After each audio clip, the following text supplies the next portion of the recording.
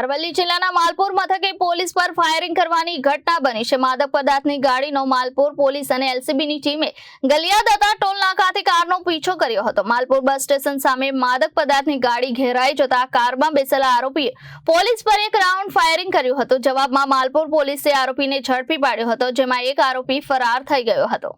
અરવલ્લી જિલ્લાના માલપુર મથકે પોલીસ પર ફાયરિંગ કરવાની ઘટના બની છે। માદક પદાર્થની ગાડીનો માલપુર પોલીસ અને એલસીબીની ટીમે ગલિયાદતા ટોલ નાકાથી કારનો પીછો કર્યો હતો। માલપુર બસ સ્ટેશન સામે માદક પદાર્થની ગાડી ઘેરાઈ જતા કારમાં બેઠેલા આરોપીએ પોલીસ પર એક રાઉન્ડ ફાયરિંગ કર્યું હતું। જવાબમાં માલપુર પોલીસે આરોપીને ઝડપી પાડ્યો, જેમાંથી એક આરોપી ફરાર થઈ ગયો હતો।